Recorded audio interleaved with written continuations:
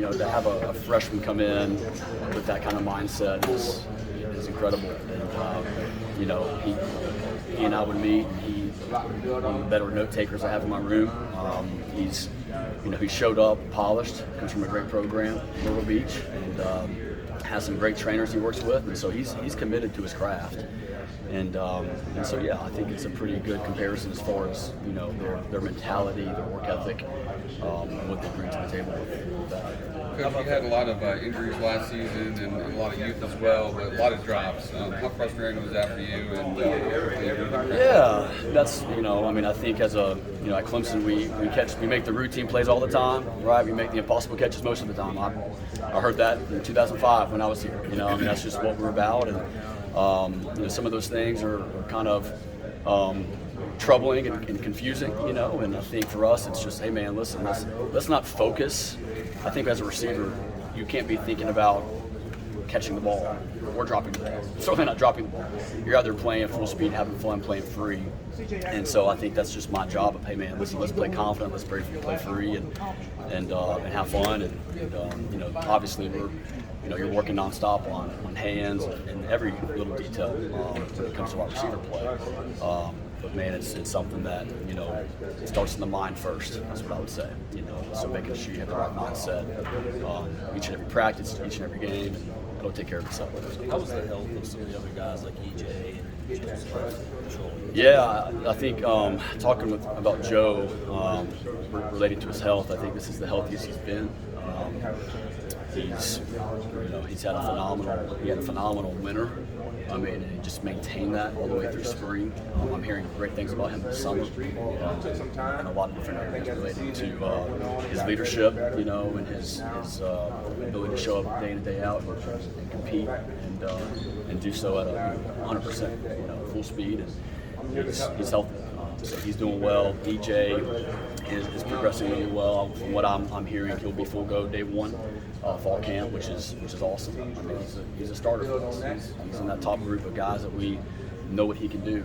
And so anticipate him being able to help us, as a starter. That's what I'm telling him. Hey man, you're going to be ready to help us win games. You got to start for us day one. That's kind of his mindset. So he's doing really well. Will Taylor, same thing, right? He's coming back from an ACL this last season. He's looking great. He's out there full speed and skills and drills. The guys are doing well. Antonio Williams, is he going to start in the slot? Yeah, okay. And what have you kind of heard from him? Guys are raving about him, both on offense and defense. When you have your defensive guys talking about a receiver, they don't want to give receivers much praise, those DBs. Whenever you can get that, especially on a freshman, that's pretty awesome. And so we knew that he was a great player, and he also knew there's a need, for a guy like him in our offense. Losing an Amari, from a couple seasons ago, and so he's done exceptionally well. What's he kind of doing playbook-wise, getting the offense down, that kind of stuff?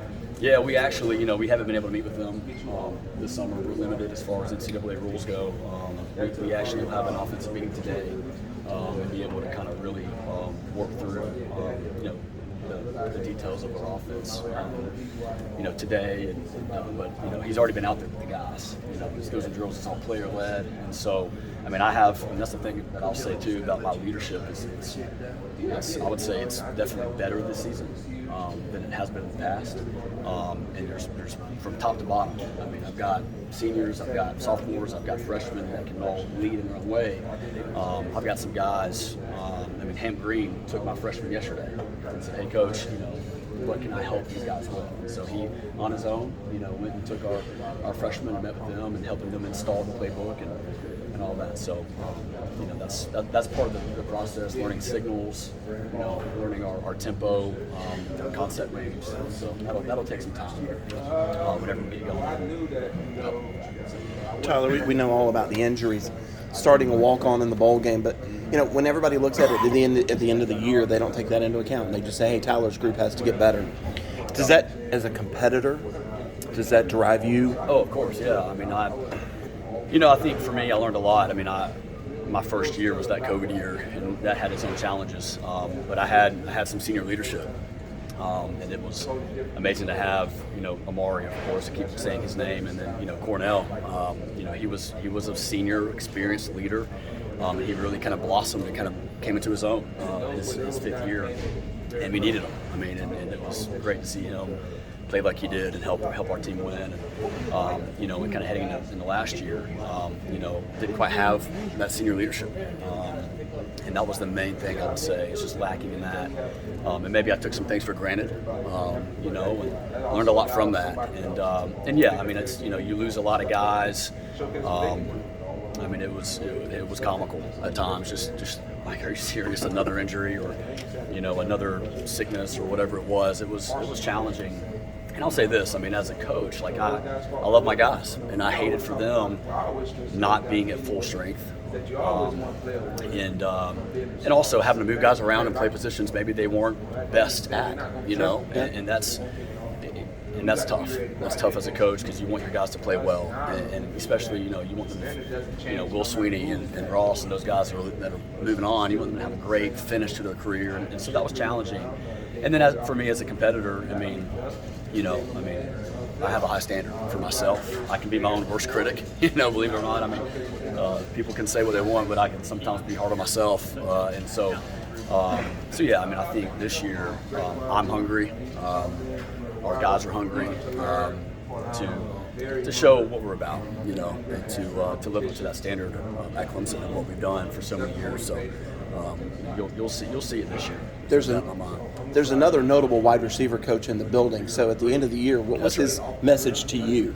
Yeah, it was good. I mean, I learned a lot from him, and we had some one-on-ones that were very helpful, and he was right there. I mean, he's good or bad, he's around. This is his baby, and so having him as a resource is incredible. And even after the season,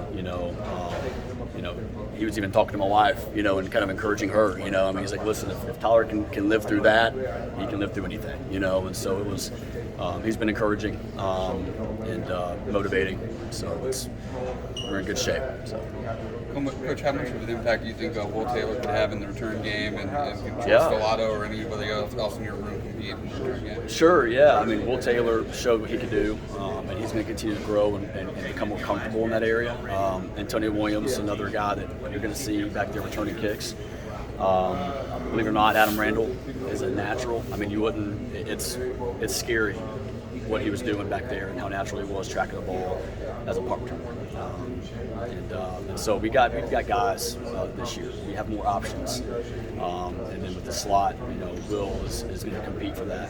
I mean, we needed him to kind of help as a reserve quarterback athlete, and kind of use him as we could. This year he's strictly receiver, and so I'm excited to get my hands on him, man, and help him, and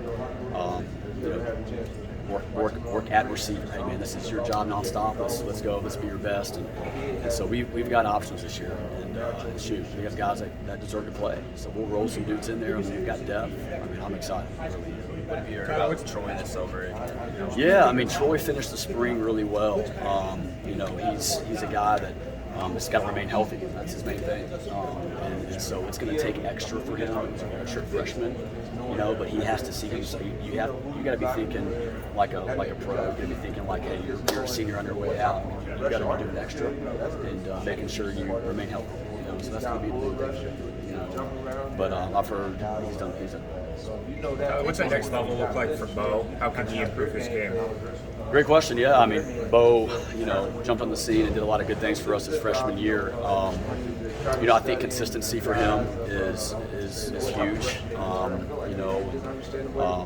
He played a few positions for us last year. As a freshman, that's not normal. And so for him, I think just dominance. Being a guy that we can put, to the field or to the boundary. If we need him in the slot, we can put him there as well. Again, we have more options this year where we don't have to put him there as often.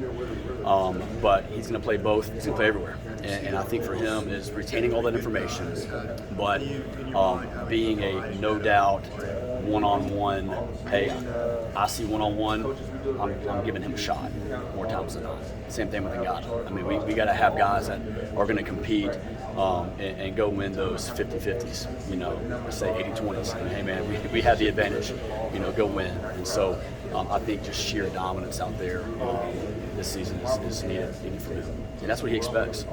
I mean, he's hard on himself, man. He's so hard on himself. He expects excellence.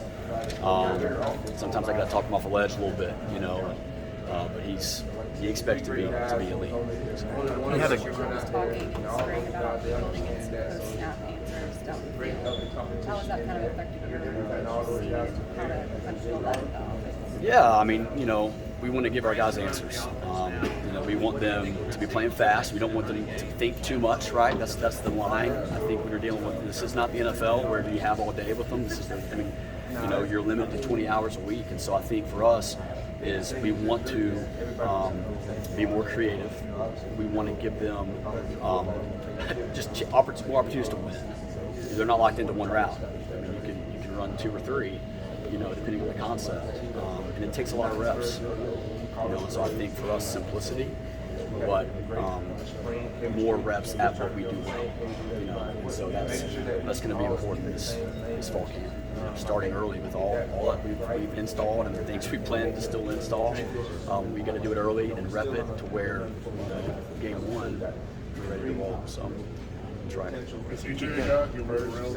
Yeah, he is. I mean, he should play all 3, and you know, we can, you know, with what we have, our personnel is going to be fun this year. You know, getting back to some 10 personnel. I mean, we can do that.